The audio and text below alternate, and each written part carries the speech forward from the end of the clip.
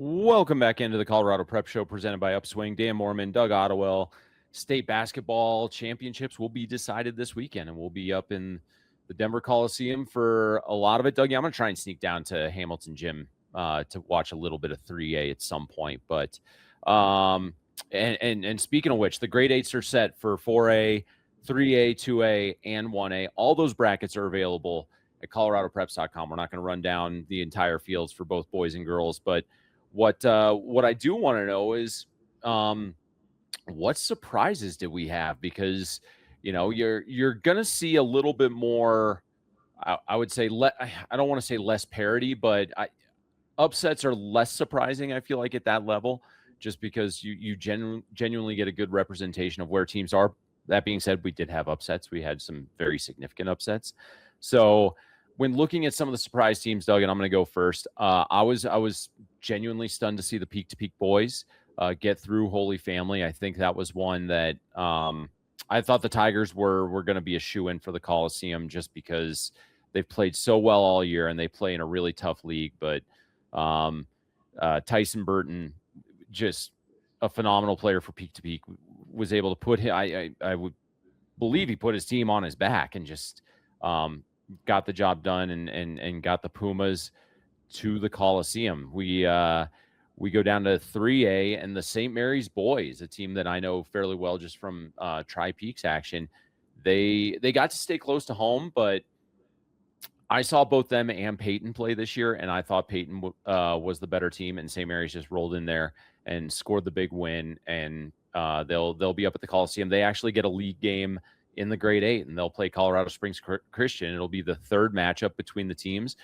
They split the first two, so now we've got the rubber match between CSCS and St. Mary's. And then the Flagler girls, they gotten beat by Evangel Christian earlier in the year, and they went and got some payback, and that payback earns them a trip to Greeley, Bank of Colorado Arena, where they're in the mix. They're in the grade 8, and they have a chance to continue their season and win a state championship. So those were the surprises I saw throughout the brackets. Doug, where were you a little stunned to see some teams advance? Well, it's funny because as much as the Lyman Badgers were on our radar all during football season, and rightfully so, as they came away with the 1A state championship, they were really pretty quiet, pin drop kind of quiet all throughout the basketball season. Yes, a decent team, but not to the level that we've come to expect from Lyman teams, whether you're talking football or basketball. But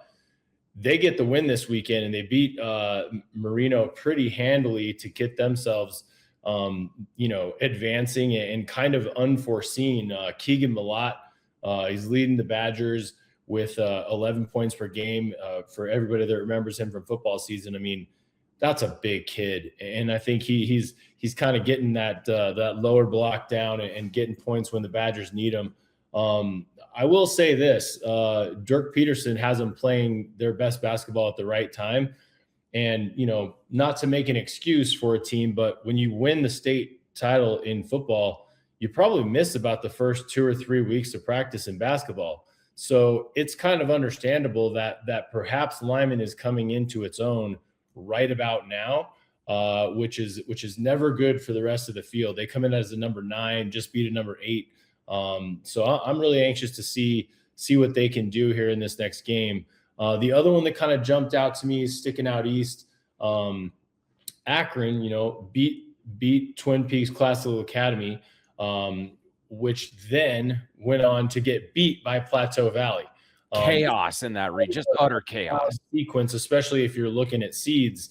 So, I have Plateau Valley coming in and, taking care of business against what looks like a lower seed, but they pulled off the biggest upset in the tournament so far in terms of Akron beating Twin Peaks. So Plateau Valley moves on, and that just you're right. It is just chaos in that part of the bracket. So those were fun games to watch, and as you pointed out early on, you're gonna get some upsets. You just don't know where they're going to be, and that bracket was particularly full of them. Yeah. As you look at those smaller school brackets, are there any grade 8 or grade 8 matchups going in, or do you see a potential Final Four state championship game that really, really jumps out and intrigues you? Yeah, I like Stanford versus Simla in the potential 2A title game. I think that those two winding up there would be a great matchup, great to watch. We talked about on this show whether we thought Stanford was a true number one. I feel like Simla is probably the team to beat in that class. So I would love to see those two wind up and square off and see how that goes. To me, that's the one that I'd be keeping an eye on is Stanford versus Simla. Well, and it's funny you mentioned that because when the football playoffs started, I think one thing that you, me, and Jermaine more or less kept preaching when looking at the 1A bracket was we know what the best matchup on this, we know what the best state championship matchup would be. It was going to be Buena Vista versus Lyman, and that's what we all wanted to see. It was the matchup that we wanted to see, and I think as we looked at that seeding index kind of play out through the course of the year, we kind of said the same thing. Like, yeah, Sanford, they had some decent wins, and they had some wins over, a 4A team in La Junta. So by no means is Sanford a school that anyone should overlook. But when you think about the fact that, Simla won the state title last year, they've been playing well all season. They have carryover from that championship roster. That's one that definitely is like on the list of what we would want to see. For me, I'm actually looking at the 4A boys Final Four.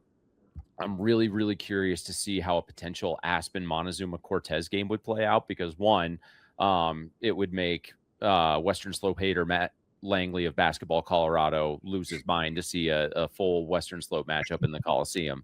But Aspen has wins over Peak to Peak and Lamar, two other grade A teams, right? So there's no doubt that that's a team that belongs there. Cortez is undefeated. Cortez remains undefeated. They beat Grand Junction earlier in the year, right? That's a pretty big step up.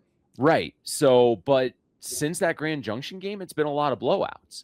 So as you get deeper and deeper into the playoffs, the games, in theory, should be more and more competitive. So if Aspen has if Aspen can provide the test that that Cortez hasn't seen in a while, or they did need a buzzer beater win over TCA. I will say that. But in terms of overall skill and ability, I think Aspen is a better team than what the Titans were. So, and you're not at home. You're in a neutral venue. You're in a venue that you mentioned it earlier in the year. The first time you get in there, it can cause a little bit of havoc on your shooting percentages and your overall field just because of the depth perception of the Coliseum. But anything else as you've been kind of poking your way through the brackets, Doug? I mean, I would like to see the CSCS girls.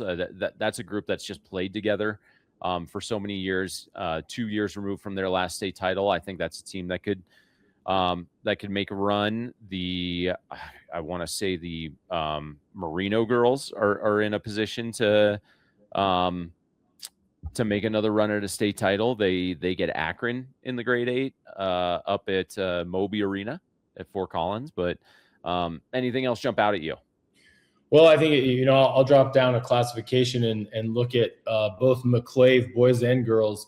They won them last year. They're number one seed again this year. So you could have a potential back-to-back repeat for both boys and girls. I think that's a story worth watching. And, up till now, there's no reason to think that either team can't do that. I mean, they've rolled through their brackets, winning by, I want to say 20 points is their, smallest margin of victory for either boys or girls. So, yeah, let's keep an eye on McClave and see if they can pull up that, double team parade there for the school. And the entire town of McClave is going to be jammed inside a Bank of Colorado arena, which is going to make for a fun atmosphere for those teams. Speaking of which, it's something that I always enjoy talking about as we get into state championship stuff. And there aren't many sports where we get to see the